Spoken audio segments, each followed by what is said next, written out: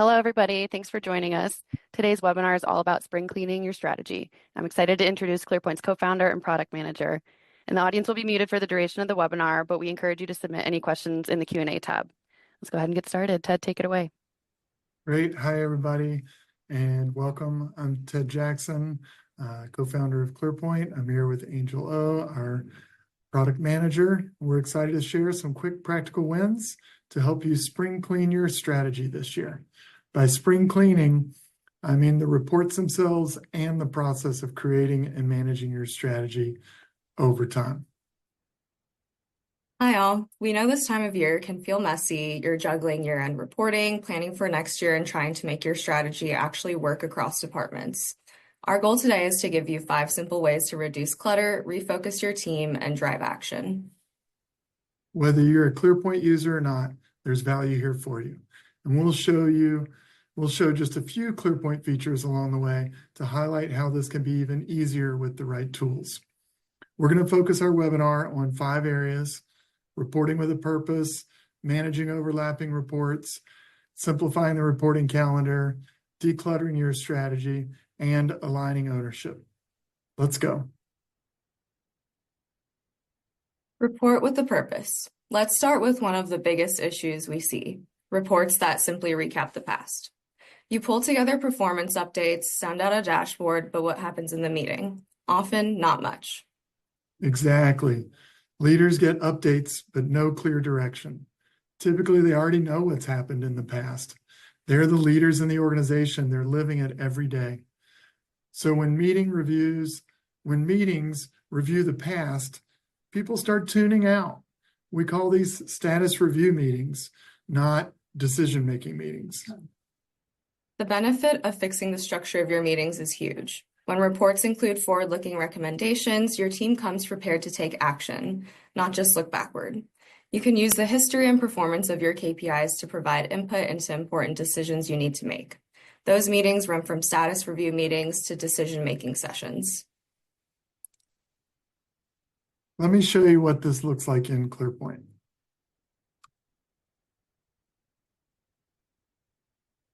I think this is where I want to start.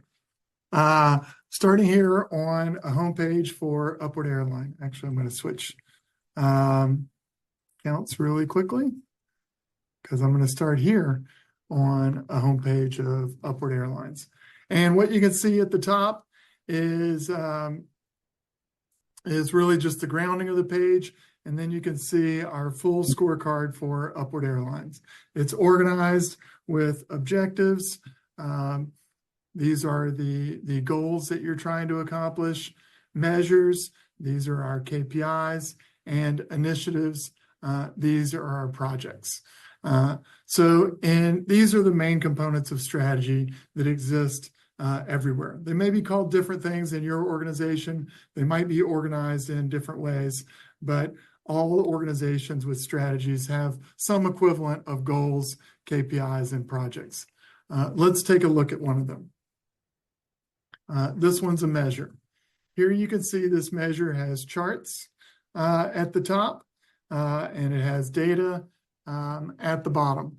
But it also has a section called analysis and recommendations. The analysis looks backwards and explains what happened last month or last quarter, and the recommendations look forward and allow the owner to make suggestions for what we should be doing. If done right, these suggestions or recommendations will drive the meeting forward. It looks like someone didn't give this analysis a lot of thought. No worries. Let me show you how our AI features can help with this process. I can just ask the AI to analyze our data.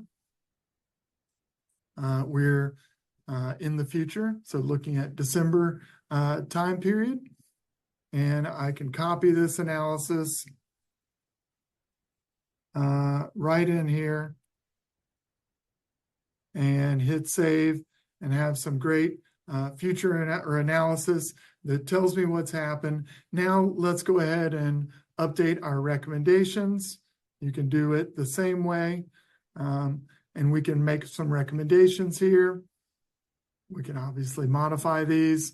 AI doesn't have to do all of your thinking for you, but it can give you a nudge in the right direction.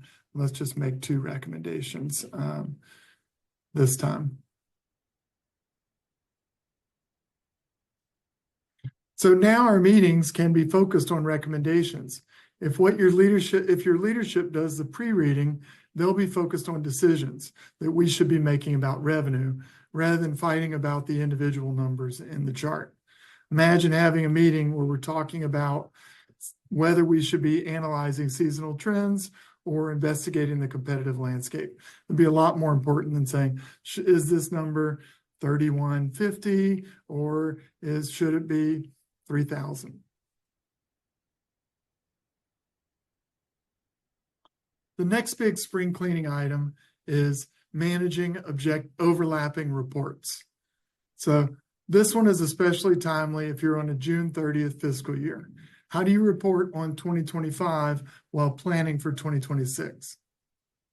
The overlap causes confusion. Teams don't know which goals to update, what data to use, and leadership ends up with mixed messages. Should we report on the end of the year or just focus on the new things in next year's strategy? I agree. This is a real challenge, and there's a real benefit of solving this. Clear boundaries. You can close out one year with confidence while making thoughtful adjustments for the next year. You really need a duplicate copy of your strategy, allowing you to finish strong what you started while making adjustments that reflect your new goals. Your old 2025 version will be stable and consistent and allow you to evaluate the full year of performance. While you're focused on the fourth quarter, you'll also be able to make changes to your targets and brainstorm new projects that will help you meet your new goals with your duplicate 2026 strategy. So in this case, you can have your cake and eat it too. Let's jump into ClearPoint.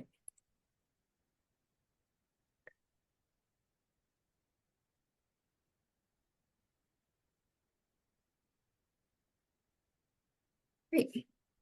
So in ClearPoint, you can duplicate your scorecards to start building your next year's strategy without disrupting your current reporting. So I'm starting from the Manage Scorecards page, and you can go ahead and just pick which scorecard you want to duplicate to get started with reporting out on your next year's strategy.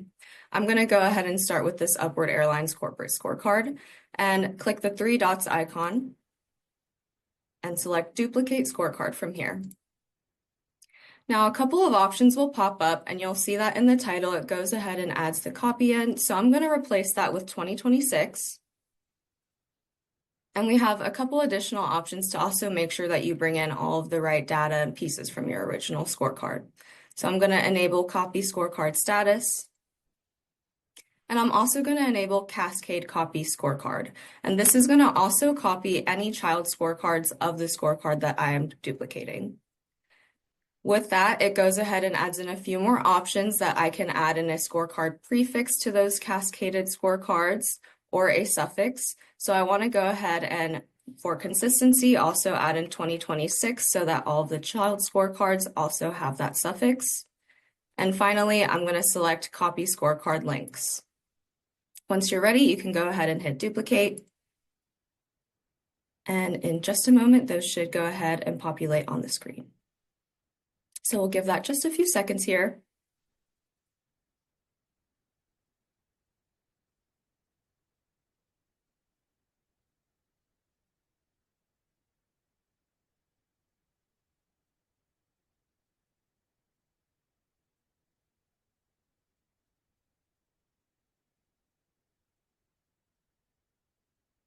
So as that loads, I'll go ahead and move into the next piece, and we can jump back here and check out those new pieces once they're complete.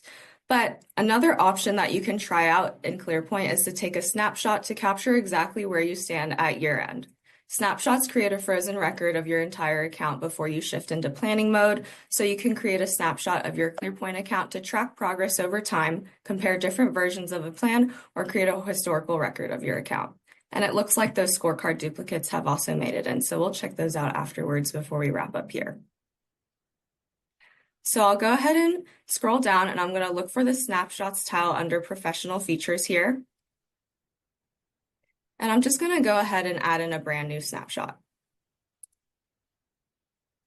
You'll see that it adds a snapshot date of when you capture it and when you're capturing exactly where you stand. So I'll go ahead and start that. But fortunately over here, we do already have one completed. So once you do have a snapshot added, you can go ahead and edit it. And you can also grant access to the snapshot for any of specific users. And the next time they log in, those users will be prompted to select whether to access your live account or the snapshot. So I'll hit cancel here and close. And just before we wrap up on this slide here, I also want to go ahead and show that those duplicated scorecards have also trickled in on this page. So we can now see that Upward Airlines Corporate 2026, as well as all of the children with their 2026 suffix.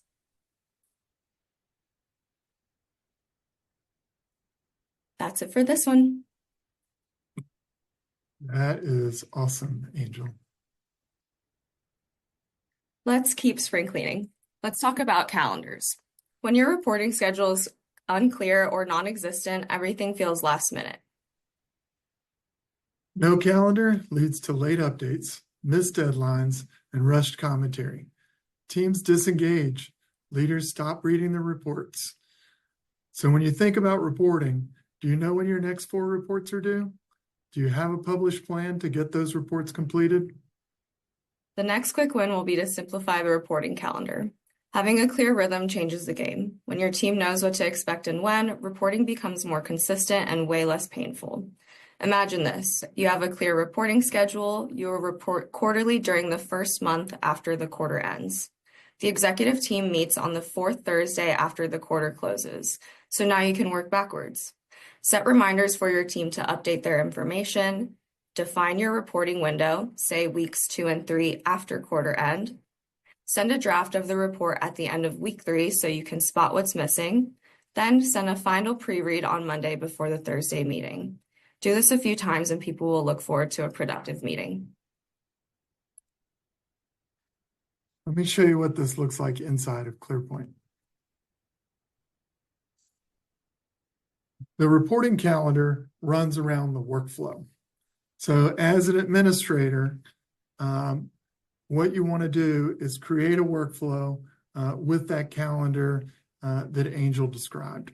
In this case, let's say we want our end users to make their updates sometime between the 12th and the 23rd. So this 2-week period, and what we're going to be doing is making our updates on the last reporting period. And we're going to write some instructions for our end users.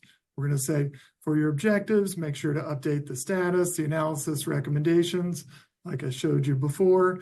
For measures, also make sure to update your data if you're not automatically pulling it in. For initiatives, your % complete and your status. And then we want to send this out to all of the owners for everyone in Upward Air. We can now also see all the duplicates that Angel just made. Those aren't ready to report. That's going to be for next year. We're updating our objectives, measures, and initiatives, and we're going to send everybody an email out to make those updates. So what does this look like for an end user? Let me jump over to that view. What you would get in that view, outside of my notifications that Angel made her duplications, we're going to see a very simple page that shows you the items that you need to update, right? The same instructions for your objectives, do this, for your measures, for your initiatives, make all of your updates. I've made 5 of my 6 updates. So I just need to make 1 more for revenue. So I can click into revenue. I can see my awesome analysis and recommendations, my instructions on what I should be doing. Look, since I've already made my updates, maybe I'll send a quick note out to a teammate. You know, Mark, please review recommendations. Because I mentioned Mark, he's going to get those, a notice that tells him to to go ahead and make those reviews for me. And then I'm going to mark this as complete. So now that I've completed my task, that was my last task. So I get confetti. It's great. I can move on to my other jobs. My manager, who set up this workflow, they can go in and see how we're doing with all of our workflows, right? How are people doing and making their updates? We've seen Ashley made a few updates, James, Mark finished his stuff. So we can see all the way through the different updates that people make, and we can nudge people as needed. So we could say, hey, Ashley and James, maybe you need to make sure you complete all of your updates. And if Ashley emails us back and says, oh, I made mine, I just forgot to mark them as complete. I've already left for the day. Can you mark them? You can go ahead and mark them for her. That will add to the completion and update our task complete. So this is pretty awesome. And the nice thing is when you're here, we could also go over to our calendar and we can see where we are in the reporting process. Everyone has this 2-week period, and we can see that executive report, the pre-read for this is going to go out on Friday, right? So we're going to be sending this report out on Friday. And you can imagine it's going to be a meaty report, but I got to make sure I get everyone to make all of their updates along the way. The great thing is you can duplicate your workflow and your briefing books and your schedules, set it up once, and you can plan it for your next 4 reporting periods. Everyone has a common calendar. They know when they're going to be busy. They know when those pre-reads are going to come out and know when that report's going to be. Looks like we should have a lot of good stuff to review over Memorial Day. Now let's look at the next spring cleaning item. It's called decluttering. One of the easiest wins for your strategy is simply removing what you don't need. Yep. If you're tracking too many fields or using templates that don't get updated, you're just creating noise. Plus, most teams only review what's above the fold, so I waste time updating the rest. When you clean up your reporting, people actually engage with it. They see what matters. They focus on their update. They focus their updates on what counts. You should go through this 3-step process. Look at your goals and KPIs. Are there any that make you think, this is saying the same thing I said on the previous goal, or we never have any data about this one? Should you double down and clarify these, or is it time to archive them? In the simplest world, you can remove them from the presentation or the briefing book to give time to the important information. Finally, look careful at those fields that never get filled out. Are you asking too much of your team? Does it matter if you never fill in your milestone details or update your business plan actions? Strategy discussions can be high level and allow you to focus on what matters. ClearPoint makes this easy. You can archive or delete unused fields, goals, or measures without needing to rebuild your reports. Let's jump back into ClearPoint. We can start by archiving a scorecard from the Manage Scorecards page, and we'll use Western Division as an example.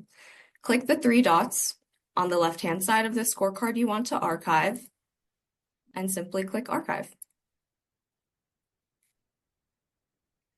Once that's confirmed and a scorecard has been archived, you can still leverage the Show Archived toggle to just view and unarchive any archived scorecards that you do have access to. Go ahead. So that's already enabled, and we can see that archived scorecard hanging out in our table here, but we can also turn that off and remove it from our view. Another great way to declutter your account is by archiving any unused custom fields. So from this control panel, I've headed over into System Setup, and from here, I'm going to click Custom Fields under Standard Features. I'm going to jump into the Measure tab as an example, so we'll be able to view all Measure custom fields and see which ones are being used or not used. But once you're viewing those measure custom fields, you'll see a tag on every custom field, which indicates if it's being used in a summary report or in a detail page and how many. And these tags will only appear if the custom field is being used in a report or detail page. So it looks like the first custom field that isn't on any detail page or summary report is success criteria. So I'm going to go ahead and archive this item here. I'm going to start by clicking that edit pencil for success criteria.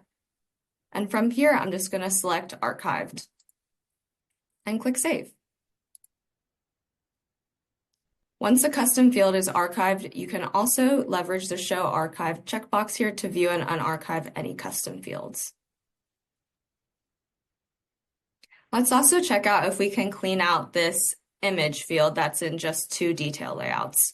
I'll head directly to a measure to see how else we can declutter these low used fields. So first, let's go ahead and edit image. And then I'm going to go over to this detail layouts section here. And you can see that it's just being used in this revenue measure. And we also duplicated this into another scorecard, so it's going to be over there as well. But let's just focus on our main scorecard from 2025. I'm going to jump over there now. And let's check out where that image field is and how it's being used.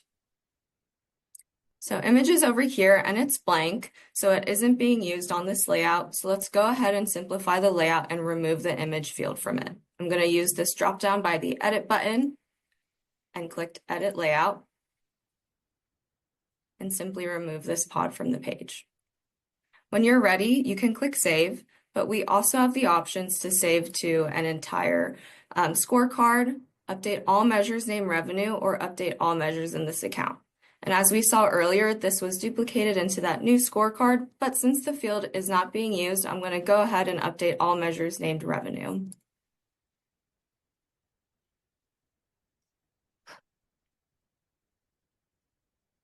Awesome. So now the image field has been decluttered from my measures, and keep in mind that you can still edit the element and access this field until you archive or delete it from custom fields.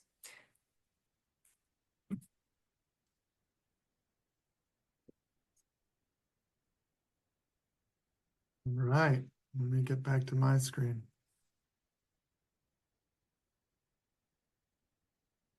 Awesome. And finally, our last spring cleaning tip, let's talk about ownership. Shared ownership often leads to no ownership. Right. When something is everyone's responsibility, no one really feels accountable. But the answer isn't just assigning one person, it's about clear roles. You know you have a reporting challenge when you come to meetings and everyone's saying, I thought you were going to make this update. Exactly. Maybe one person is the analyst who enters data, while another is the executive sponsor who reviews and adds context. As long as you have clarity and a process, you should be able to save time and energy with your reporting. Look at where you're struggling the most with strategy execution and see if you have too many people participating and too few people leading the process.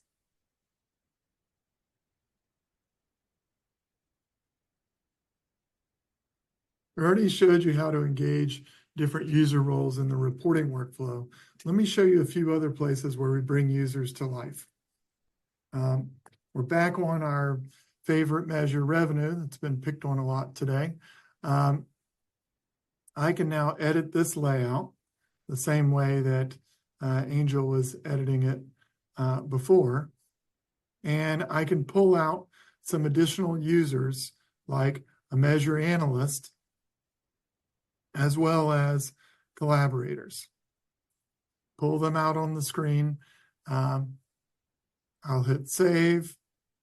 And then I can edit the measure analyst, make it Ashley, add an additional collaborator. We already know that we were asking Mark for help on this. Let's add Greg.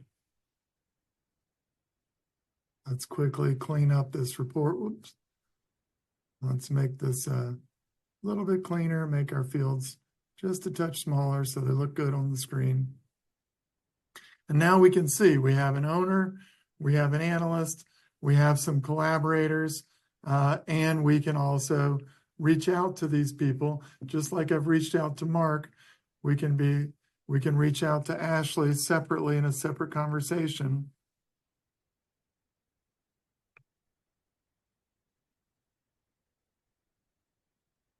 Add a new year-to-date calculation.